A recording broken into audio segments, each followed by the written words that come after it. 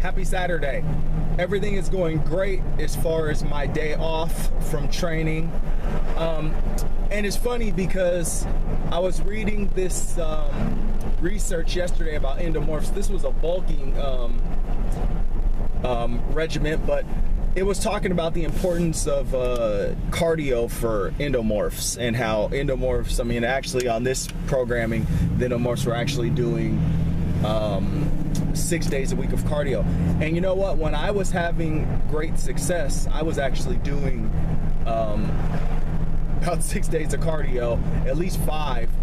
And you know, it gets kind of tedious on the body. I'm getting older now, so I don't know if that's something that I really want to do, especially with my back condition. And I had some issues that came up after my back injury with my hip and whatnot, so I have to be very careful about how much volume I do when it comes to cardio, because my body has to recover, especially my hip region. So, but I just thought that was interesting because, you know, I'm getting back into doing strides and I'm doing them 3 days a week. And so on those days where I do cardio, I'm actually doing my lifting on those days. So I'm doing 2 a days, which, you know, once you get used to it, it's all good. But it takes some, you know, it takes some getting used to, because, you know, you're really gutting it out on the cardio side, and then you turn around, you know, a few hours later or whatever. If you do it in the evening, then several hours, but you got to turn around, you got to get revved back up to lift weights, and the way your body reacts is just so much different than when you're just doing weightlifting on its own.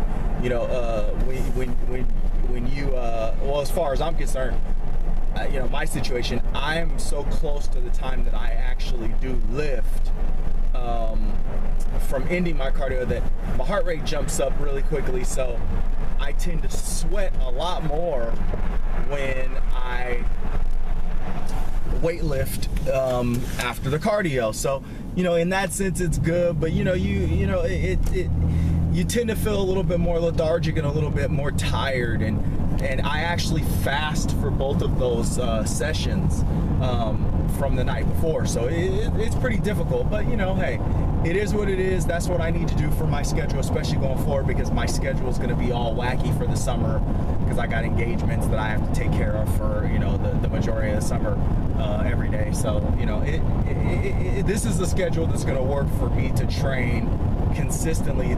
3 days a week, 6 actual sessions, and I will be probably adding in a little bit more as I go. I'm not really all that excited about not doing cardio and not lifting for 4 days a week. So this last week was kind of a drag because I wasn't able to ride because the weather and whatnot. Plus, I just wasn't really feeling it. I don't know. I was having like a problem with my knee, so I had to, you know, you got to listen to your body. My priority right now is cutting, so I can't, you know, sacrifice my cardio and my weightlifting exercises or workouts for riding, because I need that recovery time. But ultimately, I plan on doing like Saturday, you know, 2 a day, Monday 2 a day, and then either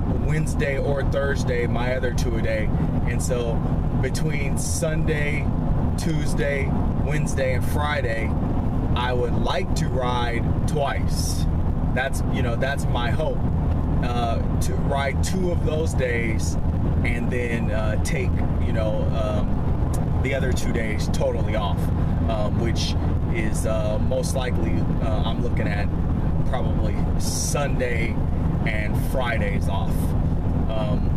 That does put me in a position where I'm having to train several days in a row without rest, but you know, hey, you got to do what you have to do.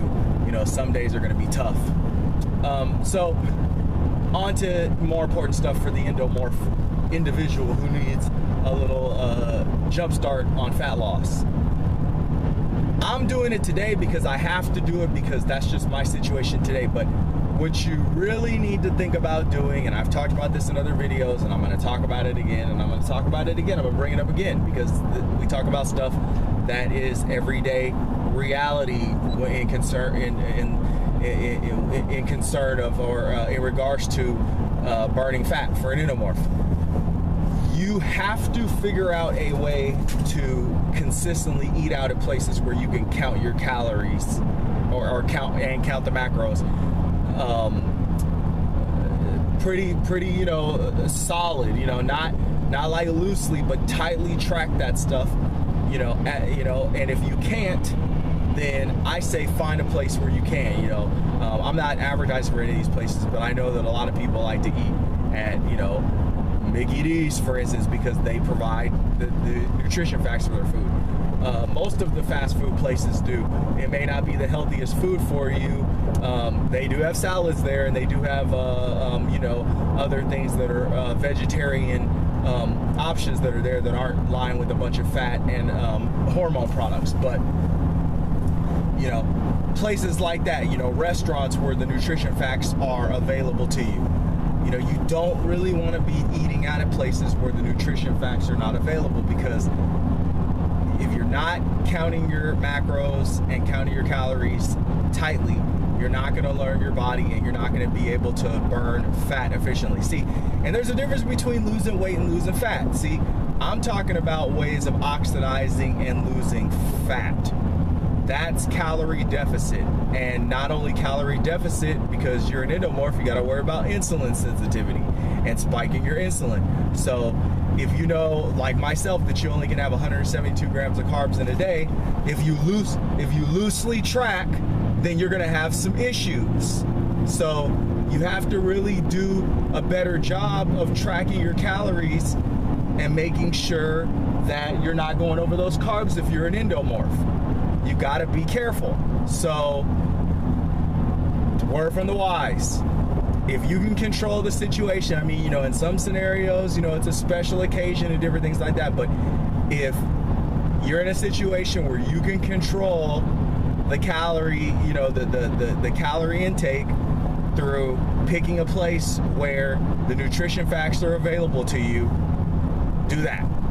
If you can't, then, you know, you have to ask yourself, you know, maybe I can't go to this event, or maybe these people don't really care about my diet and me trying to improve my health and trying to burn fat, you know. So maybe, you know, that's another thing that you need to look at as far as who you're hanging around, because, you know, if people care about you and you have bad health, which is sometimes what the scenario is. Sometimes the scenario isn't jokey, I just need to lose some fat so I can look good in a bikini, or I just need to lose some fat because I want to look good for some women.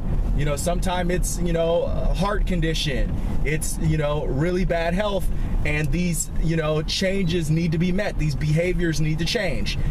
If that's the case, then that'll be important to you, and you will do what you need to do to track your macronutrients and make sure that you're not going over, or you're not spiking your insulin too high.